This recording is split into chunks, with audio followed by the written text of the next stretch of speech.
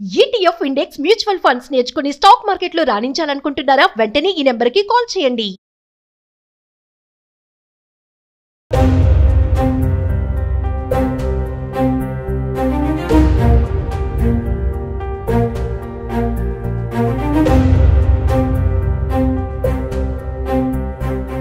ప్రపంచ సంపన్న దేశమైన అమెరికా కష్టాల్లో ఉంది. అక్కడ పారిశ్రామిక రంగం గడ్డు పరిస్థితులను ఎదుర్కొంటోంది.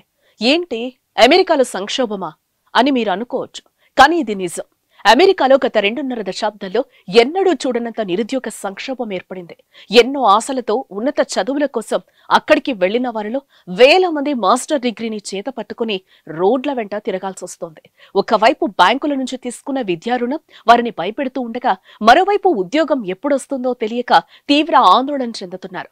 4-5 ఏళ్లుగా ఉద్యోగాలు చేస్తున్న వారిని కూడా సాఫ్ట్వేర్ కంపెనీలు తొలగిస్తున్నాయి. బాధితుల్లో చాలా మంది హోటళ్లలో, గ్యాస్ స్టేషన్లలో పనిచేస్తూ మరో ఉద్యోగం సంపాదించుకోవడానికి పడరాని పాట్లు పడుతున్నారు.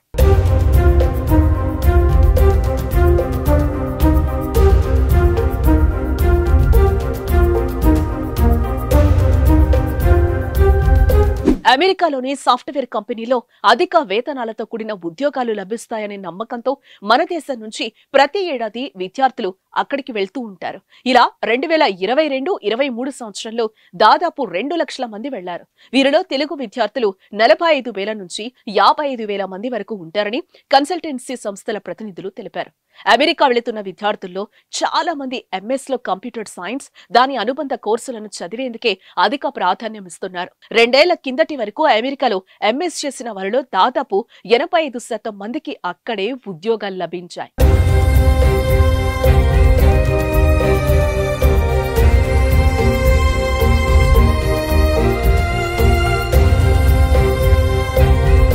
కోవిడ్ ప్రభావం 2020 సంవత్సరంలో మొదలై ఏడాదిన్నరకు పైగా కొనసాగింది.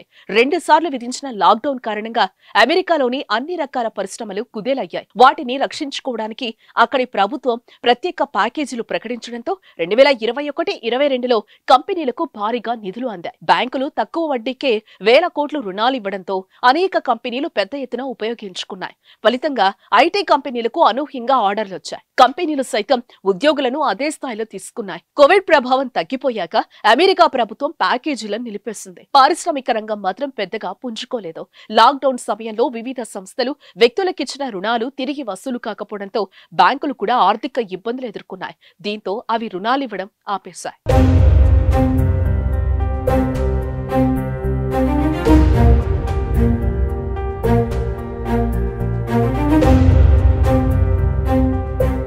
అప్పటిదాకా 3-4% వరకున్న వడ్డీ రేటును గరిష్టంగా 8% పెంచేశాయి. అమెరికా చరిత్రలో వడ్డీ రేట్లు ఎప్పుడూ ఇంత ఎక్కువగా లేవని ఆ దేశస్థులు చెప్తున్నారు. దీని ప్రభావం పారిశ్రామిక రంగంపై గట్టిగా పడింది. ఈ నేపథ్యంలో ఐటీ కంపెనీలకు ఒక్కసారిగా ఆర్డర్లు తగ్గిపోయాయి. చేయాల్సిన పని కంటే మానవ వనరుల సంఖ్య అధికంగా ఉండడంతో ఐటీ కంపెనీలు కోవిడ్ సమయంలో చేర్చుకున్న ఉద్యోగులను 2023 మార్చి నుంచి తొలగించడం మొదలుపెట్టాయి. అధిక జీతాలు పొందుతున్న ఉన్నత ఉద్యోగులను భారీగా తొలగించాయి. గతంలో వేల మందికి ఉద్యోగాలు ఇచ్చిన ఐటీ కంపెనీలు ఇప్పుడు వందల సంఖ్యలోనే నియామకాలు చేస్తున్నాయి. ఈ పరిణామాలన్నీ భారత్ నుంచి వెళ్లిన వారిపై తీవ్రంగా చూపుతున్నాయి. తెలుగు రాష్ట్రాల నుంచి వెళ్లిన వేల మందికి MS పూర్తి చేసిన ఉద్యోగాలు లభించడం లేదు.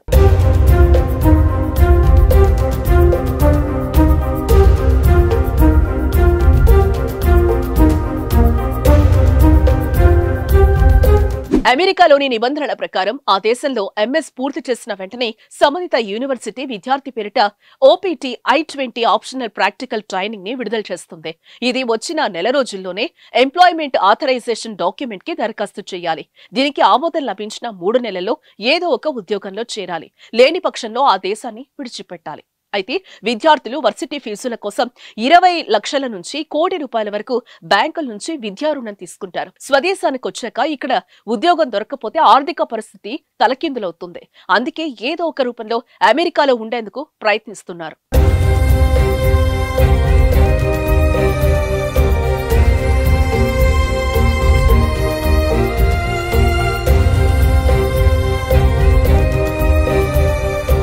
అయితే కొందరు ఎంఎస్ పూర్తి కాకుండా ఉండటానికి 1-2 సబ్జెక్టులను అలానే వదిలేస్తున్నారు. మరికొందరు యూనివర్సిటీ ప్రొఫెసర్ల దగ్గరే రీసెర్చ్ సహాయకులుగా చేరుతున్నారు. దీనికి ఎలాంటి జీతం ఉండదు. అయితే ప్రొఫెసర్ ఇచ్చే పత్రంతో ఏడాది పాటు అమెరికాలోనే ఉండొచ్చు. ఇంకొందరు కన్సల్టెంట్లను సంప్రదించి ఎక్కడో ఒక చోట పనిచేస్తున్నట్లుగా ధృవపత్రం తెచ్చుకుంటున్నారు.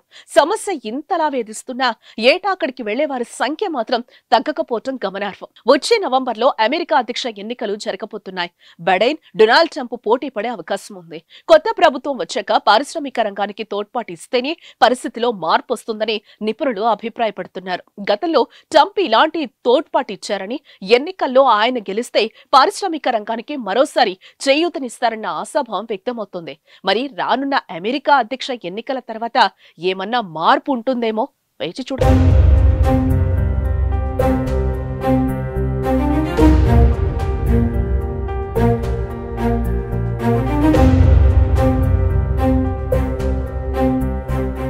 ప్రపంచ సంపన్న దేశమైన అమెరికా కష్టాల్లో ఉంది. అక్కడ పారిశ్రామిక రంగం గడ్డు పరిస్థితులను ఎదుర్కొంటోంది.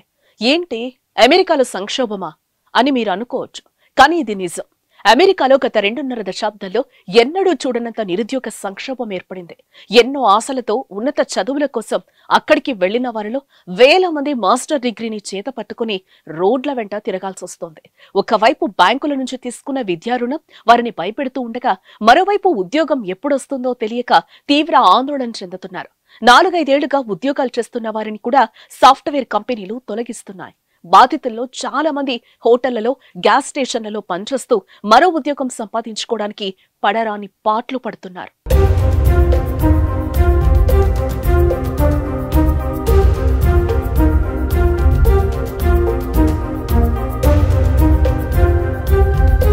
అమెరికాలోని సాఫ్ట్వేర్ కంపెనీలో అధిక వేతనాలతో కూడిన ఉద్యోగాలు లభిస్తాయనే నమ్మకంతో మన దేశం నుంచి ప్రతి ఏడాది విద్యార్థులు అక్కడికి వెళ్తూ ఉంటారు.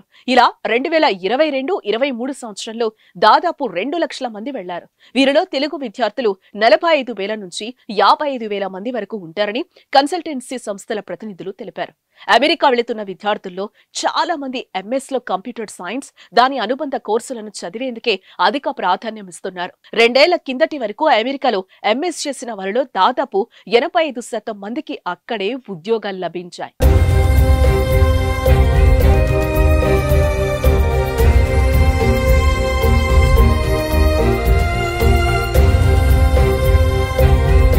కోవిడ్ ప్రభావం 2020 సంవత్సరంలో మొదలై ఏడాదిన్నరకు పైగా కొనసాగింది.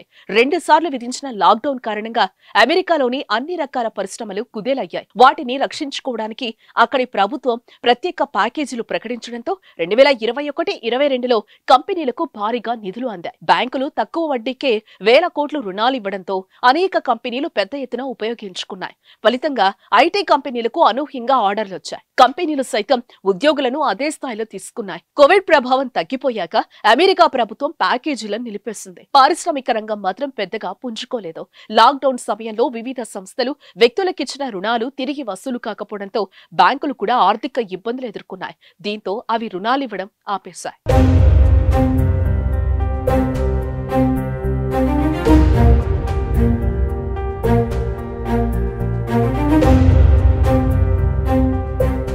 అప్పటిదాకా 3-4% వరకున్న వడ్డీ రేటును గరిష్టంగా 8% పెంచేశాయి. అమెరికా చరిత్రలో వడ్డీ రేట్లు ఎప్పుడూ ఇంత ఎక్కువగా లేవని ఆ దేశస్థులు చెప్తున్నారు. దీని ప్రభావం పారిశ్రామిక రంగంపై గట్టిగా పడింది. ఈ నేపథ్యంలో ఐటీ కంపెనీలకు ఒక్కసారిగా ఆర్డర్లు తగ్గిపోయాయి. చేయాల్సిన పని కంటే మానవ వనరుల సంఖ్య అధికంగా ఉండడంతో ఐటీ కంపెనీలు కోవిడ్ సమయంలో చేర్చుకున్న ఉద్యోగులను 2023 మార్చి నుంచి తొలగించడం మొదలుపెట్టాయి. అధిక జీతాలు పొందుతున్న ఉన్నత ఉద్యోగులను భారీగా తొలగించాయి. గతంలో వేల మందికి ఉద్యోగాలు ఇచ్చిన ఐటీ కంపెనీలు ఇప్పుడు వందల సంఖ్యలోనే నియామకాలు చేస్తున్నాయి. ఈ పరిణామాలన్నీ భారత్ నుంచి వెళ్లిన వారిపై తీవ్రంగా చూపుతున్నాయి. తెలుగు రాష్ట్రాల నుంచి వెళ్లిన వేల మందికి ఎంఎస్ పూర్తి చేసిన ఉద్యోగాలు లభించడం లేదు.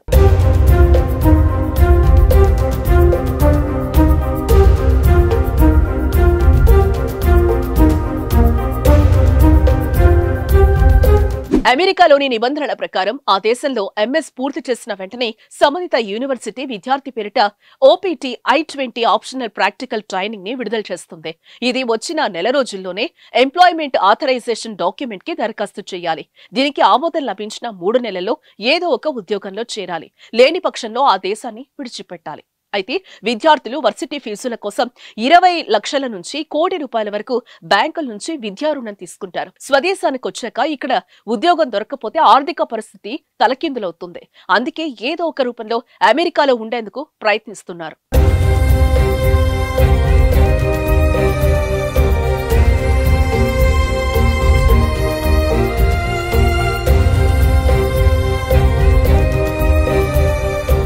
అయితే కొందరు ఎంఎస్ పూర్తి కాకుండా ఉండటానికి 1-2 సబ్జెక్టులను అలానే వదిలేస్తున్నారు.